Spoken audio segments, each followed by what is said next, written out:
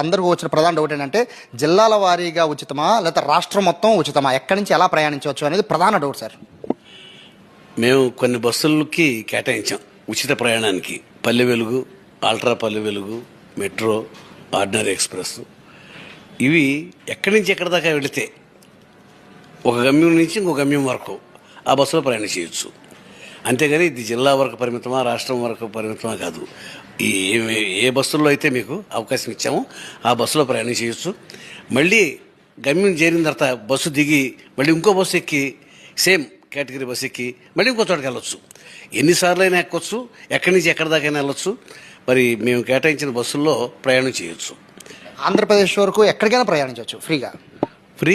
ఇప్పుడు ఒక బస్సు ఇక్కడి నుంచి బయలుదేరిన తర్వాత దానికి ఒక స్టాప్ ఉంటుంది. ఆ స్టాప్ వరకు వెళ్ళొచ్చు. ఆ స్టాప్తో బస్సు ఆగిపోతుంది కదా, మళ్ళీ ఇంకో బస్సు మారాలి. అంటే మీరు వెళ్ళాలనుకుంటే ఎక్కడి నుంచి ఎక్కడికైనా వెళ్ళొచ్చు. ఎగ్జాంపుల్ సార్, ఇప్పుడు విజయవాడ బస్ స్టాండ్ నుంచి భద్రాచలం వెళ్ళాలి, బట్ తిరువూరు దగ్గర బోర్డరు తెలంగాణ. సో ఇక్కడ నుంచి భద్రాచలం వెళ్ళి ఆర్టీసీ బస్సు లేడీస్ ఎక్కితే అది ఎక్కడ వరకు ఫ్రీగా వెళ్ళచ్చు? Palle Velugu bus, ultra Palle Velugu bus ఒక చోట నుంచి ఒక చోట వరకు మాత్రమే ప్రయాణం చేస్తుంది. మీరు అక్కడి నుంచి చివరి దాకా ప్రయాణం చేయొచ్చు.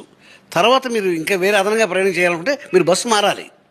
ఈ బస్సు కొనసాగదు. బస్సుకి ఎక్కడి నుంచి ఎక్కడి వరకు అనేది ఫిక్స్ అయి ఉంటుంది. అది అంతవరకే ప్రయాణం చేస్తుంది. అందులో ప్రయాణం చేయడానికి మీకు స్త్రీలకు అవకాశం ఉంటుంది. మీరు ఇంకా అదనంగా ప్రయాణం చేయాలనుకుంటే బస్సు మారాలి. అంటే ఈ బస్సు అంటే మీరు చెప్తుంది డీలక్స్, అల్ట్రా డీలక్స్ లాంటి వాటిల్లో ఉచితం ఉంటుందంటారా లేదంటారా?